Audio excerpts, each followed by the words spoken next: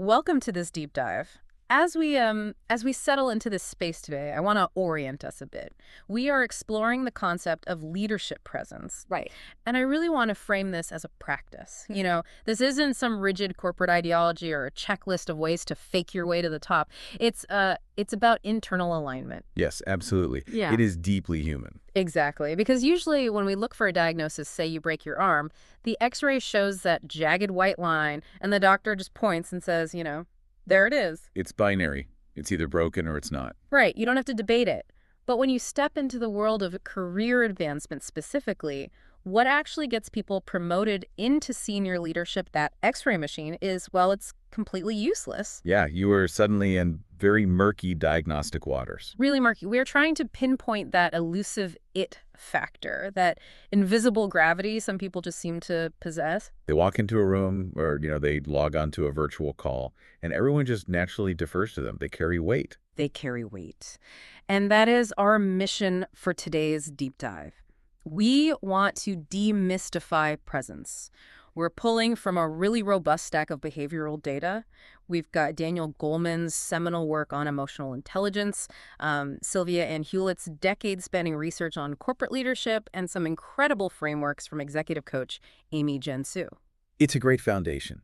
And I think we should probably start by just clearing away a massive myth right out of the gate. The factory mold myth. Exactly. This idea that there is a singular perfect prototype for a leader. There was this fascinating analysis where researchers reviewed more than 1,000 different studies, 1,000, Wow. trying to pinpoint a single universal profile of the ideal leader, and they failed. Across 1,000 studies, they couldn't find one. Not one. They could not produce a uniform profile, which honestly strongly suggests that great leaders are not born from some cookie-cutter mold. Right. Their presence emerges from their individual life stories and how they integrate them. Which is incredibly liberating. I mean, for anyone listening, it means you don't have to wait around wishing you were born with a different personality type. Exactly. But to actually practice this, we need to draw a pretty hard line between two terms that constantly get mixed up in corporate spaces: executive presence and leadership presence. They do sound like synonyms, but there is a functional difference, right? A make or break difference. Executive presence, or EP, is it's primarily about the external package. It is how you look and talk, Okay. your individual polish, your attire, the literal physical way you carry your body into a boardroom. So it's the Don Draper archetype. Yes. From Mad Men, he pitches a client. The suit is impeccably tailored. His voice is smooth. He looks the part. But leadership presence LP shifts that focus. Entirely. Leadership presence is about what you do and say in service of others. It's outward facing. How do you coach the team? How do you set an agenda? How do you navigate people through friction? Well, let me ask you this, though. Isn't that highly stylized, performative, Don Draper version of presence getting a little, I don't know, outdated? Especially in a global, decentralized workplace. Oh, it is evolving rapidly. And to understand why, we have to look at what those traditional pillars of executive presence actually were. Historically, it rested on three pillars. First, gravitas. Which has kind of always been the holy grail, right? Right. It's this amalgam of behaviors that project total confidence and decisiveness. Then the second pillar is communication skills. And the third is appearance, which is really just the physical filter through which those first two are judged. But looking the part and speaking, well, I mean, that only gets you in the door. Precisely. That doesn't keep you in the room. And this is where Daniel Goleman's work on emotional intelligence is so critical. He points out that your IQ and your technical skills, that sheer cognitive horsepower, those are just threshold capabilities. They're the entry-level requirements. Right. It's the cover charge. You have to be smart just to get into the club. Yeah. But what separates an average executive from a transformative leader is emotional intelligence, EQ. Things like self-awareness, empathy. Self-regulation, motivation, social skill. Goleman argues that EQ is the absolutely essential condition of true leadership presence. You can have a brilliant mind, but without EQ, you will hit a ceiling. Let's drill down into the mechanics of that. How does something internal, like self-regulation, actually translate into this external, abstract idea of presence? Okay, think about a moment of intense crisis. A project is failing, or the market just shifted overnight. A high-stakes moment. Right. If a leader walks into the room and their own anxiety is completely unregulated, if they are frantic, snapping at people, projecting panic, They instantly lose their gravitas. Their high IQ cannot save them. Exactly. But a leader who self-regulates, they practice what we call responsibility over reactivity. Yeah. They absorb that ambient panic without reflecting it back. They slow their breathing. They lower their They voice. create a calm equilibrium. Yes, that internal alignment physically alters the energy of the room. And that is what people perceive as profound gravitas. That makes so much sense. You are controlling the climate of the room rather than just reacting to the weather. I love that phrasing, yes. And the climate of the modern workplace has undergone a massive shift. I mean, if we look at Sylvia and Hewlett's data from 2012 to 2022, you really see how the expectations of presence have fundamentally changed. It's a story of eroding rigid prototypes. Back in 2012, that strict top-down command and control mold was very dominant. Forcefulness was heavily prized. But by The 2022, landscape is completely different. Confidence is still important, obviously, but the valuation of inclusiveness just skyrocketed. it shot up across all dimensions of presence. Modern leaders are expected to exhibit informed empathy. That old dictatorial style is heavily canalized now. The modern workforce demands a listen-to-learn orientation. People want leaders who actually try to understand different lived experiences before they just hand down a directive. It's- And we also have to factor in the physical environment. The pandemic changed where we project presence. Commanding a Zoom room is now just as critical as commanding a physical boardroom. Oh, fundamentally. And the data points back to Steve Jobs as a fascinating gold standard for this. Yeah. Long before remote work was everywhere. His command of the visual space. Right. His presence wasn't about relying on heavily cluttered PowerPoints or reading from a teleprompter. He focused on crisp, clear, direct eye contact. So in a digital environment, that means looking directly into the camera lens, right? Instead of staring at the grid of faces on your screen. Yes. It creates this clean, focused visual presence that cuts right through the digital distance. It strips away the artifice, which ties into another major shift in the data, the demand for authenticity. Appearance isn't just about looking traditionally polished anymore. Leaders are expected to reveal who they fundamentally are. Sundar Pichai at Google is a great example of this. Right. He adapts his appearance to bridge cultural divides without losing his core identity. Like, he might wear a casual bomber jacket in Silicon Valley. But if he's meeting a foreign head of state, he incorporates local textiles into his wardrobe. He blends approachability with a deep respect for the context. He's signaling high social skill. But, and this is but we have to be really careful here. Because this modern demand for authenticity creates a tightrope. A very dangerous tightrope for new leaders. Yeah, we constantly hear this slogan, bring your whole self to work. The implication is that total transparency and vulnerability are the ultimate forms of modern leadership. And that assumption leads directly into what behavioral experts call the authenticity paradox. Unpack that for us. Adhering to this rigid, unfiltered definition of your true self can actually anchor you to your past behaviors. It prevents you from growing into the requirements of a new role. Let's ground this in a scenario. What does that actually look like in practice? Okay, there's a documented case of, I guess we'll call her Cynthia. She got promoted, took over a new division, and she really wanted to embrace this modern, transparent leadership style. Okay.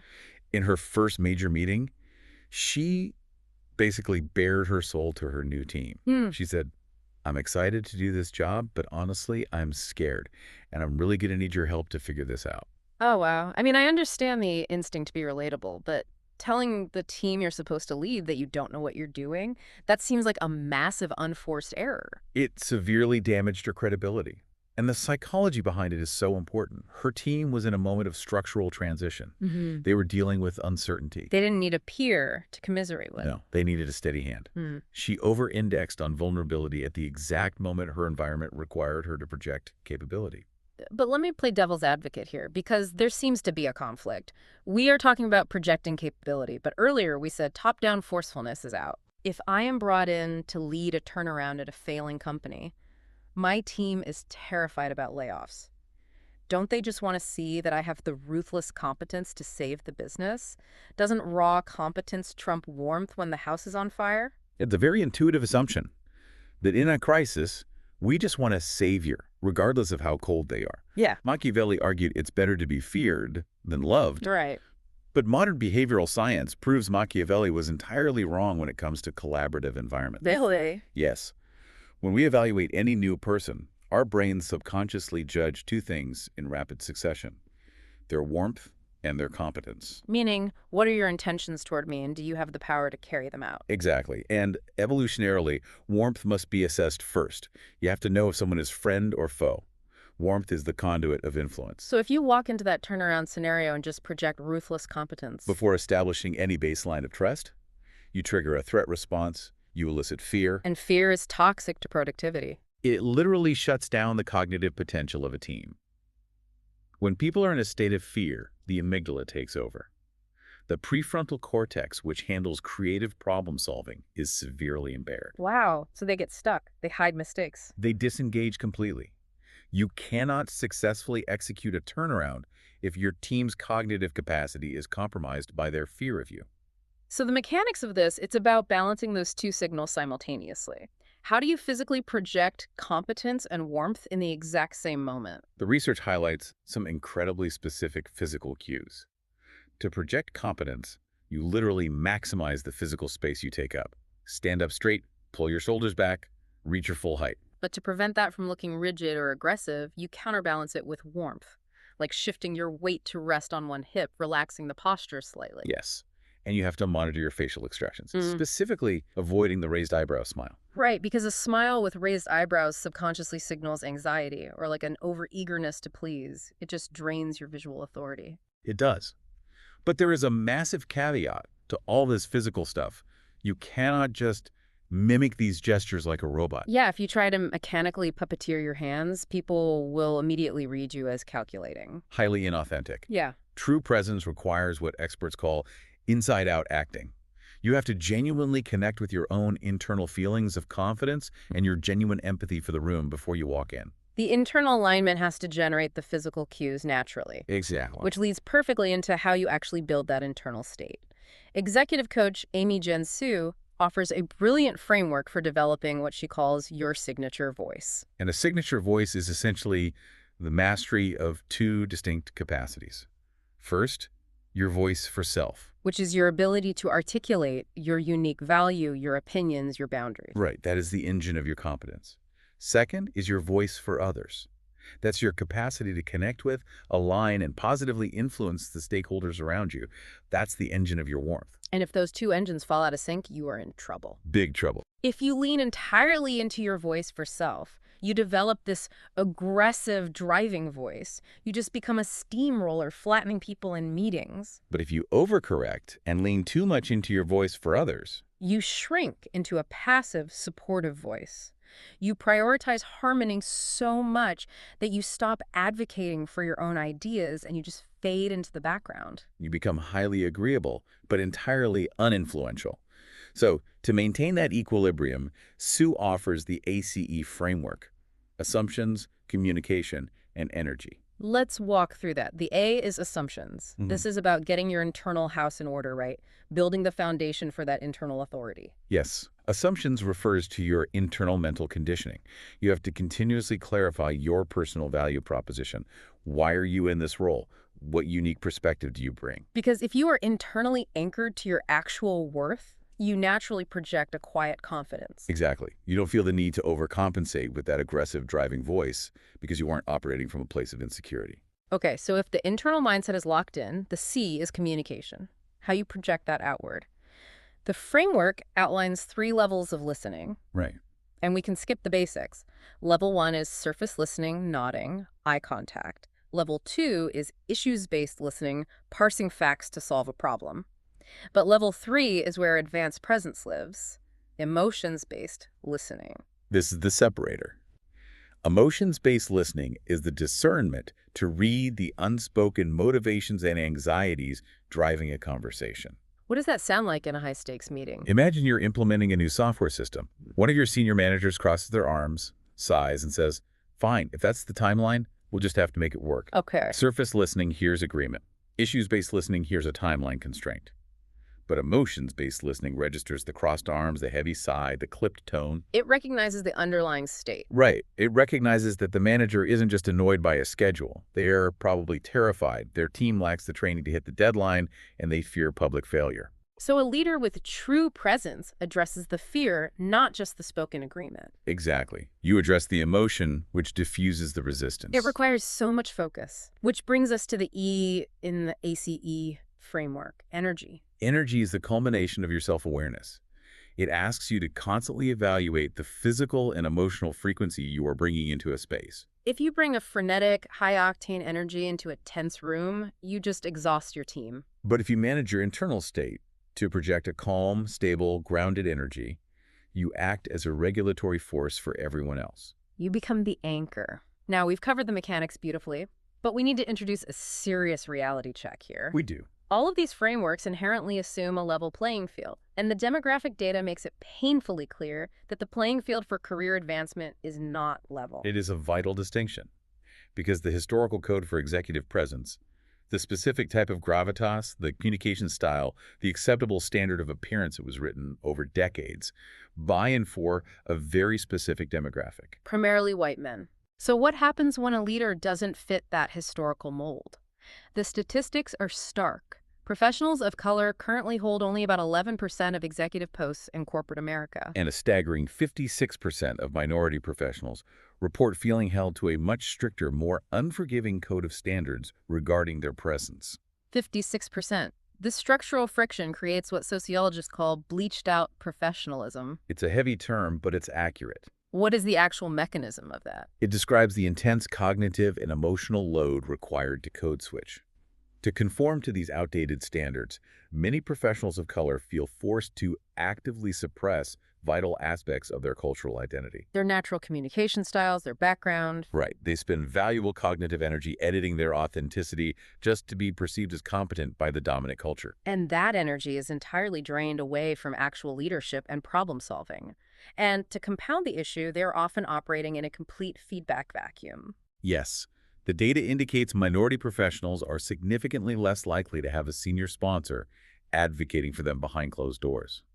And when they do ask for feedback on their presence, it's frequently vague or contradictory. Because superiors hesitate to give direct feedback on subjective things like gravitas out of a fear of sounding insensitive, so the unwritten rules of advancement remain completely inscrutable. There's also this fascinating layer of cultural friction highlighted by research from INSEAD regarding global managers. Oh, the storytelling research. Yeah, we just talked about how modern leadership demands authenticity. The common advice is, tell your story. Share a hardship you overcame to prove your resilience. But the INSEAD research points out that this specific storytelling model, the hero's journey of individual triumph, is a highly Americanized concept. It's deeply rooted in Western individualism. Right. If you're a manager from a culture that prioritizes collective endeavor and humility, where boasting about individual triumph is viewed as arrogant, you are caught in a trap. You're being told to be authentic, but the vehicle you're supposed to use is culturally foreign to you. Exactly. So how is the landscape actually changing? Because we are seeing leaders successfully dismantle these outdated prototypes. We are seeing a shift toward leaders who actively refuse to bleach out their professionalism. The Sunda Brown Duckett is a prime example of this. She is exceptionally transparent about her background.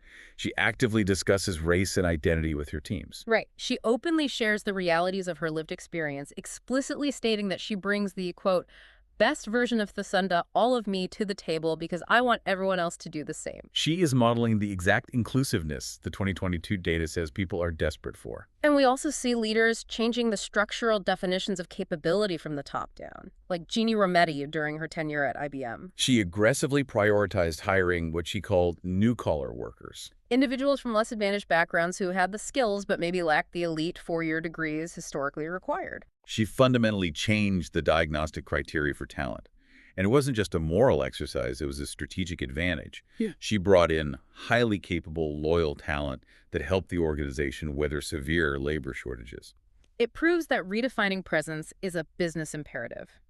So, as we draw this to a close, let's pull all these threads together for you, the listener. The core takeaway is that true presence is no longer about mimicking a rigid, authoritarian prototype. That era is fading. It is an inside-out practice. It requires a deep emotional discernment to find the equilibrium between your voice for self, your internal authority and unique value, And your voice for others. your empathy, and your ability to read the room. You don't have to be a natural-born extrovert to possess gravitas. By utilizing the ACE framework, anchoring your internal assumptions, and regulating your energy, you can command any space. It requires continuous calibration, but the mechanics are entirely within your control. They absolutely are. Let's just take a beat here, just a moment of silence to let all of that settle. As you bring this insight into your lived practice, there is one final tension you will inevitably encounter. Yes. We've talked so much about the power of authenticity, of sharing your emotions to build trust. But behavioral psychology warns us that emotional expression is inherently a double-edged sword. It is. When you express a deeply held personal belief, it acts as a powerful adhesive. It bonds you instantly to the people who share your sentiments. But simultaneously, it can build a wall between you and the people who don't. To them, your authenticity might feel alienating. Exactly. So I want to leave you with a grounded reflection question to ponder in your own time. As you move up the leadership ladder, your audience is inevitably going to broaden. You will lead incredibly diverse teams. When that happens, how will you choose which emotions to show and to whom? How will you calibrate your vulnerability to ensure that your authenticity acts as a bridge to collective trust, rather than a wall that divides your team?